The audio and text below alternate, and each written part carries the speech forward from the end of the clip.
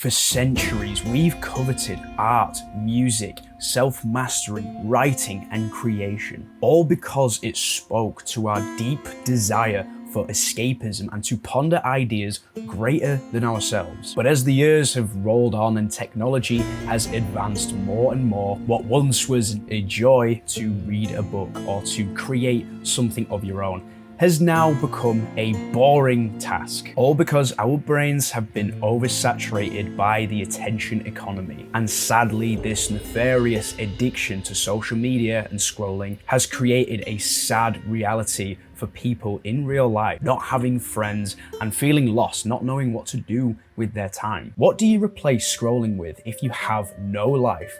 I don't have in real life friends or close family relationships, no real interests, everything feels like a chore except laying in bed and doom scrolling. Whenever I look for stuff to do, people say stuff like art and reading, but that shit sounds so boring. I've been looking for replacement hobbies, but genuinely everything sounds so boring and tiring in comparison to just laying in bed and scrolling for hours. And I'm here to give some advice. If you're in a similar situation to this person, where you just feel like nothing in life is as fun or engaging as just scrolling through your phone, then this is the video for you. So before I discovered self-improvement and eventually managed to create a much better digital environment for myself, I was just like this. I was fucking addicted to Instagram. I was addicted to video games. I watched films and Netflix shows every night and stayed up until 1, 2 o'clock in the morning. My sleep was destroyed. I didn't really go out and spend much time with my friends, and overall I was a little bit depressed. And I finally took that leap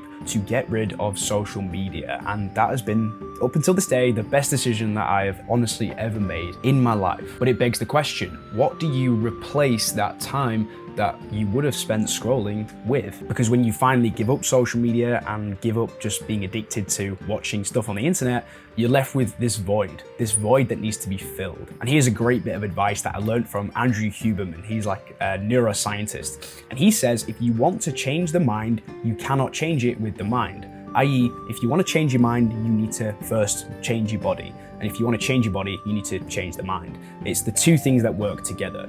And how does this actually fit in with this? Well, if you want to have a clearer mind and you don't want to be tempted to go back onto social media, you need to do something with the body and not try and occupy your brain at the start. So go for walks. That is my number one tip.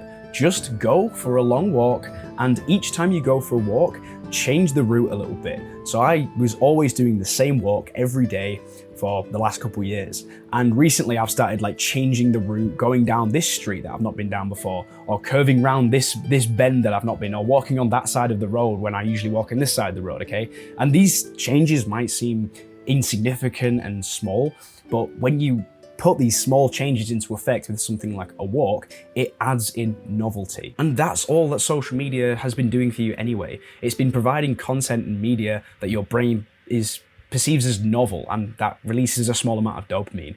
And when you can apply that same strategy but for healthy habits like going for a walk, it can make that experience more novel, even if it's only a small change. The next one is the gym, okay? Staying on with the theme of using your body to change how your brain works, go to the gym, lift weights, do some cardio, do some calisthenics, do whatever you can do. Just start the gym if you're not already going and stick with it and be consistent. There's a whole host of benefits that come with just training and going to the gym. But by far the biggest one for me is it's a huge distraction from the temptation to just sit in my room and to scroll on my phone, or to, even just to make YouTube videos all day. I mean, I enjoy what I do here. I find it challenging. I find it purposeful, trying to help people. But at the end of the day, I'm sat in a chair and I'm looking at my screen, right? It's all screen based, and every now and then I need to remind myself that I need to get outside, I need to get into the fresh air, I need to go for a walk to the gym, I need to be more tactile and use my hands kind of like humans are supposed to do. We're supposed to lift things and grab things and move things, and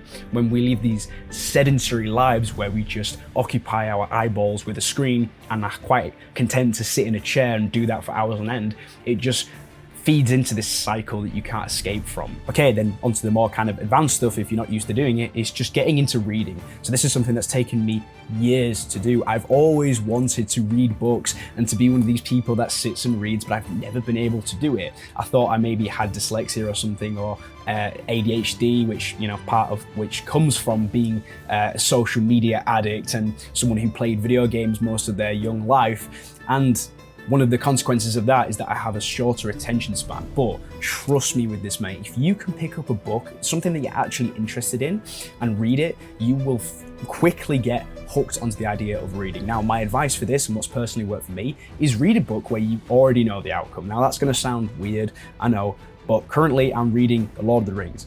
I've already watched the films, you know, I know what happens in Lord of the Rings, I know the story, but the books provide so much additional stuff in that story and additional information, loads of lore and new characters. It's still engaging enough to read, but because I kind of know the story, I know what's going to happen, it's a little bit easier to read. And then once you've done something like that, you can upgrade to, you know, a new book where you don't know what the outcome's going to be. And then the final piece of advice that I want to give you to actually stay off of social media and to just reinforce a healthier digital habit that you have with your phone is to use the tools around you that you would have used just to consume content to actually further you in some kind of purposeful mission. I have a job, I go to sports clubs several times a week, but that still leaves a lot of time. So the guy mentions here that he's got a job, that's really good. I think it's good to have a job and something to work towards, because again, it's going to keep you off of your phone.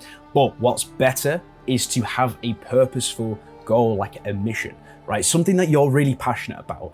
And just ask yourself this: if you were a billionaire and you never needed to work ever again, what would you do? And don't say scrolling, okay? Don't cope and say, oh, just sit around and play video games. No. You get bored of that after a while. You'd still want to work, you'd still want to do something where you feel productive, but what would that be? Would it be art? Would it be writing?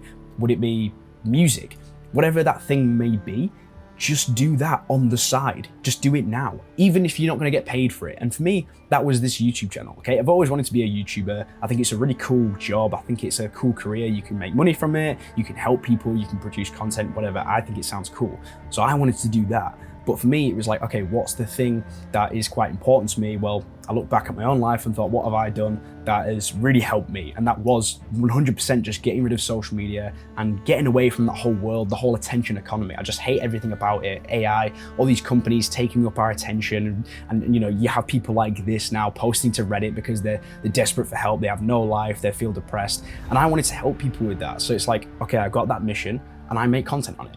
And yeah, the videos don't get a lot of views, but it's like, who cares? I have a mission that I can use my phone for and use my laptop for and everything, and I can use this technology that would have kept me in that cycle of the attention economy, and I'm actually using it to help me, to further me in a career that I'm pursuing. I already get in 15,000 steps, go for walks a bit, do some sports, but that leaves another 15 hours of the day at least with nothing to do. Okay, so there's something not adding up here. He says he's got a job, he says he does 15,000 steps a day, which is like, would take a few hours to do that at least, unless his job is to be walking around and be on foot a lot, I don't know.